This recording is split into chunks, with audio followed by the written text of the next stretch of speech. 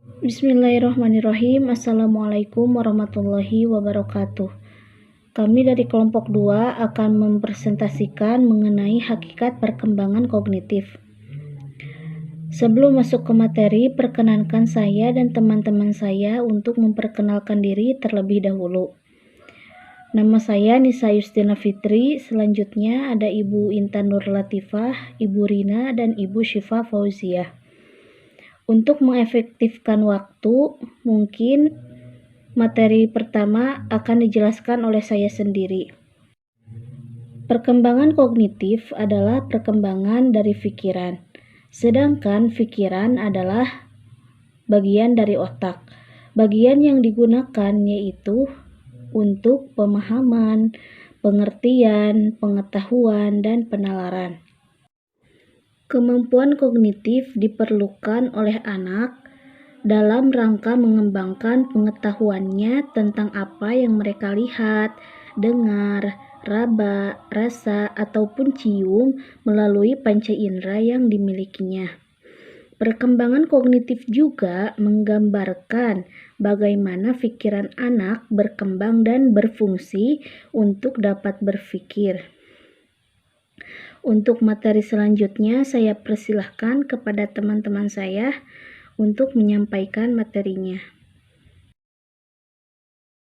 Adapun ciri-ciri berpikir pada tahap praoperasional menurut Rita Eka Ijati dan kawan-kawan tahun 2008 nomor 34. Di antaranya, A. Anak mulai menguasai fungsi simbolis.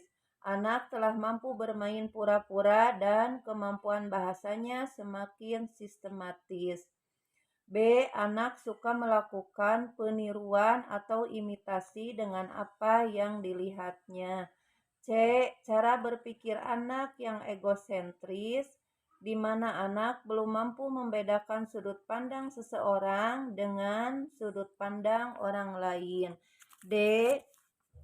Cara berpikir anak, yaitu cara berpikir anak masih berpusat pada satu dimensi saja. E. Berpikir tidak dapat dibalik. Operasi logis anak belum dapat dibalik pada tahap ini. Anak belum dapat berpikir berkebalikan atau reversibel atau berpikir dua arah. F. Berpikir terarah statis. Anak belum dapat berpikir tentang terjadinya sesuatu. Silakan selanjutnya Ibu Sipa. Selanjutnya yaitu tentang dalam menggambarkan dinamika perkembangan kognitif biasa, Rita Eka Ijati menggunakan 5 istilah, yaitu yang pertama skema atau pemahaman. Hal ini menunjukkan struktur mental pola berpikir yang digunakan seseorang untuk berpikir mengatasi suatu situasi tertentu di lingkungannya. Yang kedua, adaptasi proses penyesuaian pemikiran dengan memasukkan informasi baru ke dalam pemikiran individu. Lalu yang ketiga, asimilasi keadaan di mana seorang anak menyatukan informasi baru ke struktur kognitif yang sudah ada dalam benak anak. Lalu yang ketiga, akomodasi meliputi penyesuaian struktur kognitif untuk menyusun skema baru karena skema yang dimilikinya tidak dapat lagi menggolongkan pengalaman baru yang dimilikinya.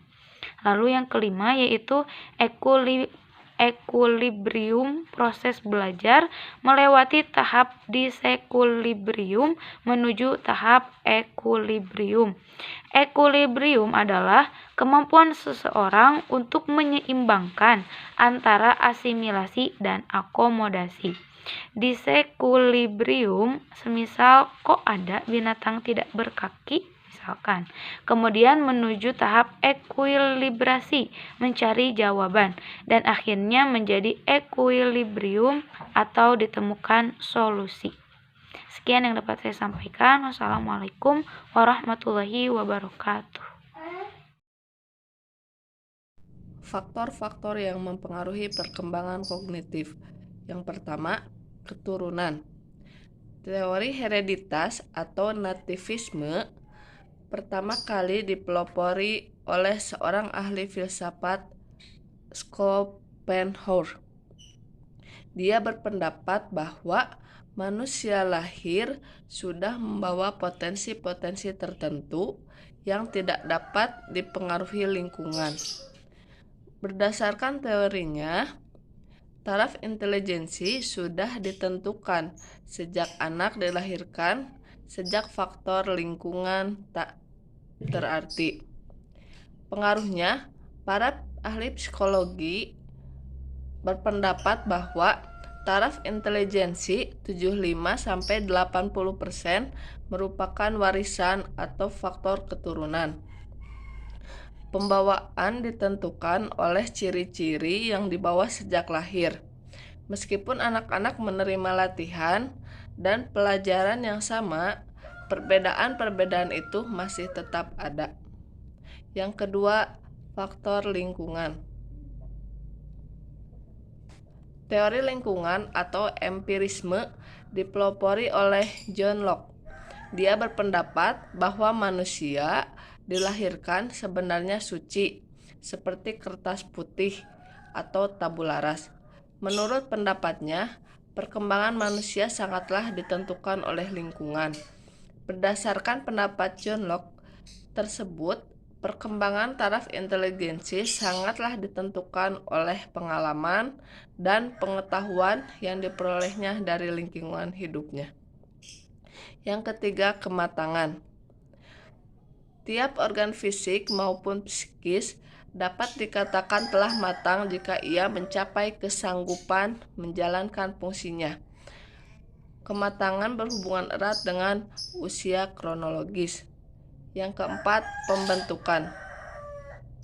Pembentukan ialah segala keadaan di luar diri seseorang yang mempengaruhi perkembangan intelijensi. Pembentukan dapat dibedakan menjadi pembentukan sengaja, sekolah atau formal, dan pembentukan tidak sengaja, pengaruh alam sekitar atau informal. Sehingga manusia berbuat intelijensi untuk mempertahankan hidup ataupun dalam bentuk penyesuaian diri. Yang terakhir, minat dan bakat. Minat mengarahkan perbuatan kepada suatu tujuan dan merupakan dorongan bagi perbuatan itu. Apa yang menarik minat seseorang mendorongnya untuk berbuat lebih giat dan lebih baik lagi. Sedangkan bakat diartikan sebagai kemampuan bawaan, sebagai potensi yang masih perlu dikembangkan dan dilatih agar dapat terwujud. Bakat seseorang akan mempengaruhi tingkat kecerdasannya.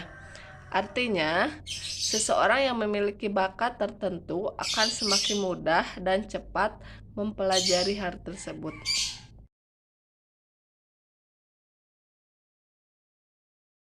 Assalamualaikum warahmatullahi wabarakatuh. Kami dari kelompok 1 akan mempresentasikan mengenai implementasi hakikat kognitif pada anak.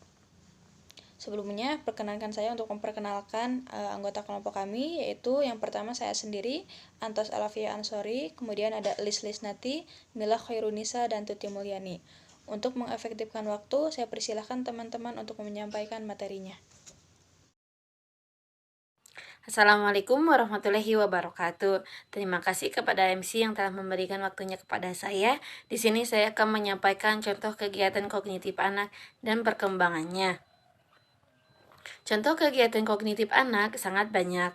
Orang tua bisa memberikan beragam bentuk aktivitas yang dapat menumbuhkan kognitif anak. Mendorong perkembangan kognitif anak usia dini sangat penting untuk mengoptimalkan segala potensinya.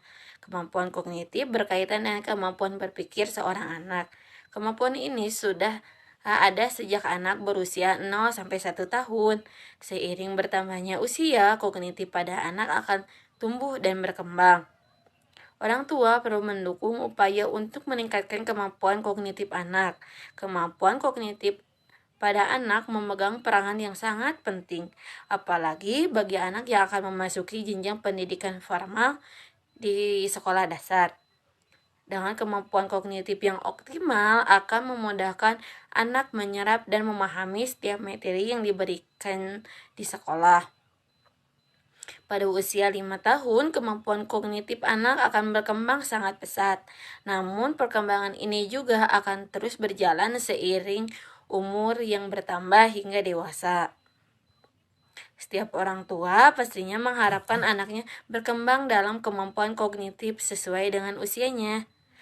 Tumbuh kembang seorang anak mencakup banyak aspek yang sebaiknya orang tua ketahui, yakni meliputi 1. Perkembangan fisik, 2. Perkembangan komunikasi atau bahasa, 3. Perkembangan emosional, 4. Perkembangan kognitif. Mungkin itu saya yang dapat saya sampaikan. Kembali ke MC. Perkembangan kognitif anak adalah kemampuan berpikir yang baik seorang anak sedini mungkin. Anak yang cerdas dan pandai biasanya anak yang memiliki kognitif yang baik. Anak bisa berpikir atas suatu informasi dan pengetahuan yang masuk ke dalam dirinya. Di sini ada ciri-ciri kemampuan kognitif anak, di mana yang pertama, anak mampu berpikir secara baik atas segala pengetahuan yang masuk ke dalam dirinya. Kemudian untuk yang selanjutnya, anak bisa menyelesaikan masalah baik dirinya maupun masalah orang lain dengan cara yang bijaksana. Anak sedini mungkin bisa, pada anak usia dini, anak bisa memperoleh informasi dan pengetahuan berdasarkan apa yang dia dapatkan dan apa yang dia rasakan. Poin berikutnya yaitu tentang cara meningkatkan kemampuan kognitif. Dalam diri seorang anak terdapat beberapa kemampuan yang telah diberikan oleh Tuhan Yang Maha Kuasa kepada diri seseorang sejak lahir. Salah satunya yaitu kemampuan kognitif. Apa itu kemampuan kognitif? Kemampuan kognitif adalah sebuah kemampuan untuk mendapatkan arti dari sebuah pengetahuan dari sumber informasi dan pengalaman. Setiap anak memiliki kemampuan kognitif yang tentunya berbeda-beda.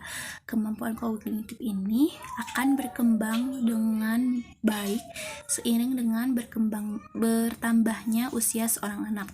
Kemampuan kognitif ini diperlukan ketika anak memasuki jenjang pendidikan TK dan SD. Dengan kemampuan kognitif ini, maka seorang anak bisa mencerna pengetahuan dengan baik dan dapat memahami tugas yang diberikan oleh gurunya. Semua orang tahu kemampuan kognitif anak berada dalam tahap masih rendah dan cara berpikirnya masih sederhana. Untuk mengasah keterampilan kognitif anak dengan baik, maka seorang anak harus bisa menguasai keterampilan fokus dan dapat menghafal suatu hal. Kemampuan berpikir kritis seorang anak merupakan bagian dari kemampuan kognitif. Seorang anak yang belum memiliki kemampuan kognitif dengan baik, maka ia akan mengalami kesulitan untuk mengikuti mata pelajaran di sekolah. Dengan anak yang sudah memiliki kemampuan kognitif, maka anak bisa hidup mandiri dan dapat mengikuti pelajaran di sekolah, serta dapat bersosialisasi dengan lingkungan luarnya secara baik dan benar. Berikut akan disampaikan oleh teman saya kegiatan-kegiatan yang dapat mengasah kemampuan kognitif anak. Terima kasih. Contoh kegiatan kognitif anak. Seorang anak, seiring berjalannya waktu dan usia, akan mulai mengenal dunia luar. Ia akan berkomunikasi dengan orang-orang di sekitarnya dan mendapatkan ilmu baru dari apa yang ia lihat dan dengar. Semua pengetahuan itu akan masuk ke dalam otak anak. Kemudian, sang anak akan berpikir atas pengetahuan itu hingga mengaitkannya dengan hal-hal yang ada di sekelilingnya. Perkembangan kognitif anak usia dini dapat dilihat dari sikap anak ataupun pertanyaan yang diajukan oleh anak. Seorang anak yang pandai mengaitkan sesuatu dengan hal yang lainnya, baik sebab akibat atau saling berkaitan, merupakan pertanda anak memiliki kemampuan kognitif yang baik. Dengan kemampuan kognitif akan menghindarkan seorang anak dari berpikir yang keliru dan mampu memberikan solusi terhadap setiap masalah yang dihadapinya. Kegiatan kognitif anak usia 4-6 tahun diantaranya: yang pertama, kegiatan bermain musik. Kegiatan bermain alat musik yang sederhana seperti main piano, keyboard, drum maupun harmonika maupun suling dapat ikut membantu mengembangkan kemampuan kognitif anak. Orang tua bisa memberikan alat-alat musik tertentu yang turut membangun kognitif pada anak. Yang kedua, permainan petak umpet, catur, puzzle, teka-teki, bercerita, atau main kelereng. Sesekali orang tua bisa mengajak anak untuk bermain karena bermain permainan tertentu ikut andil dalam meningkatkan kemampuan kognitif pada anak. Selanjutnya, membaca buku merupakan kegiatan kognitif anak usia 4-6 tahun yang bisa dilakukan oleh anak. Hal ini akan memberikan banyak manfaat. Selain mencerdaskan anak, juga ikut membangun kemampuan kognitif anak yang lebih baik sejak dini. Yang keempat, mempunyai anak yang memiliki kemampuan kognitif yang baik sangat penting. Baik kemampuan melihat sebab akibat maupun dapat berpikir kritis. Ini akan membuat setiap orang tua gembira karena anaknya dapat tumbuh kembang dengan baik.